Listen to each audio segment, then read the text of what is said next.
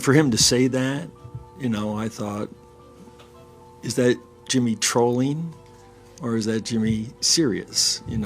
If you're not on the court playing against Boston or on the court playing against the New York Knicks, you should keep your mouth shut in your criticism of those teams.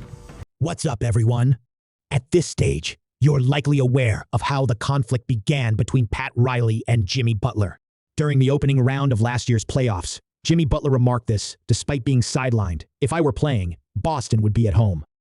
"Pat," Riley replied, questioning whether Jimmy was trolling or serious, suggesting that if he wasn't actively playing against Boston or the New York Knicks, he should refrain from criticizing them. Butler's age, combined with his recent comments, makes him a likely trade target, especially with a $52 million player option looming as he approaches his age 36 season.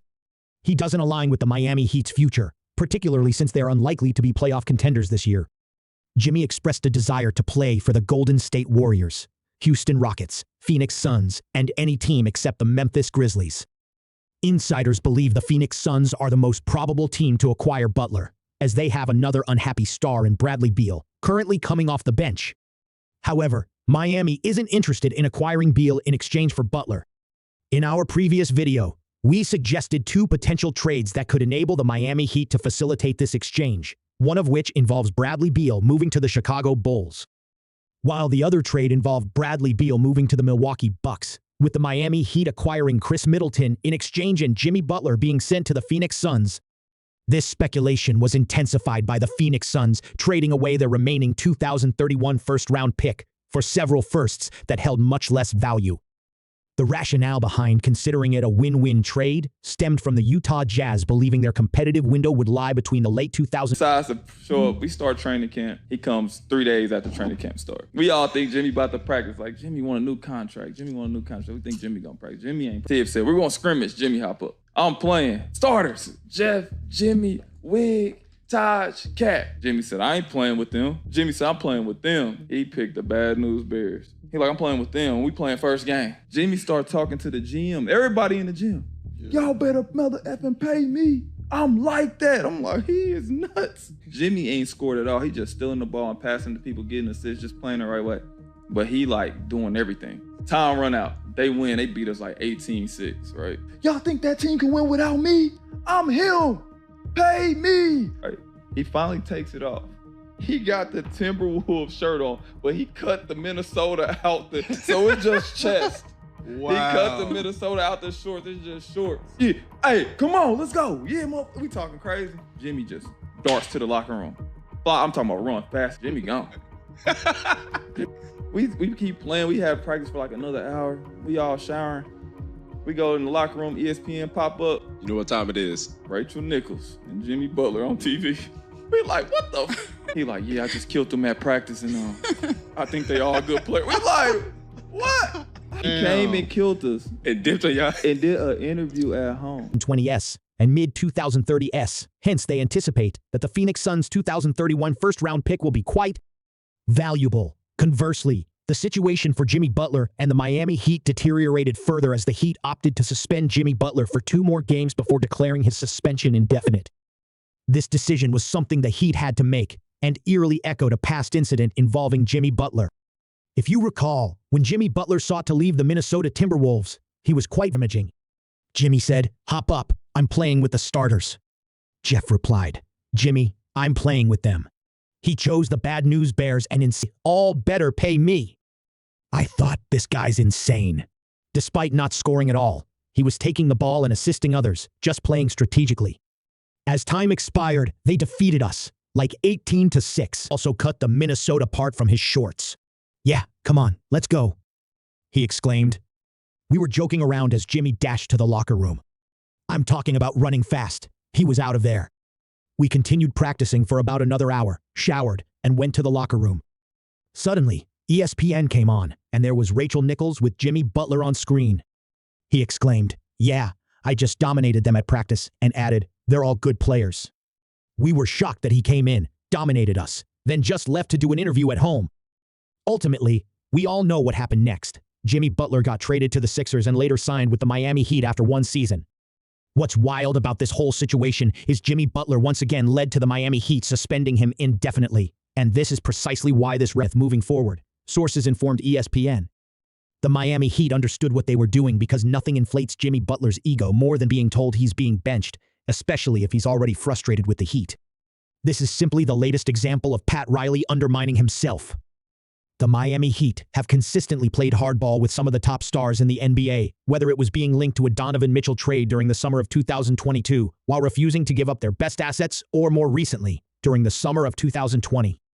3. When they were heavily tied to Damian Lillard. The Miami Heat were even Lillard's preferred team at that time.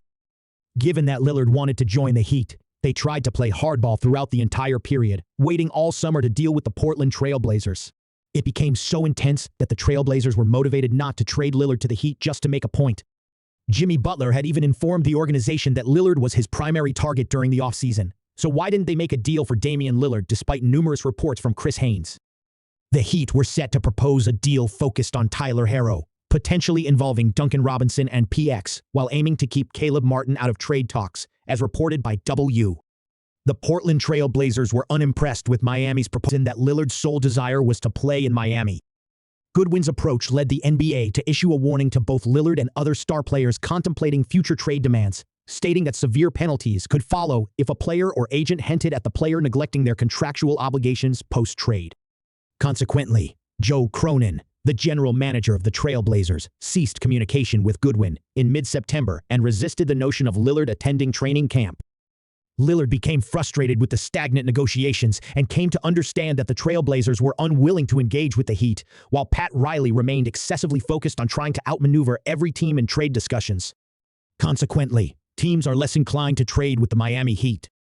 Consider the last notable trade the Heat executed. It was acquiring Victor Oladipo during the 2021 trade deadline. This deal occurred after Oladipo was moved from the Indiana Pacers to the Houston Rockets, where he participated in 20 games, averaging roughly 20 points, 5 rebounds, and 4.7 assists that season. Oladipo rejected a contract extension from the Rockets, allowing the Heat to trade Avery Bradley, Kelly Olynyk, and a 2022 pick swap to secure him.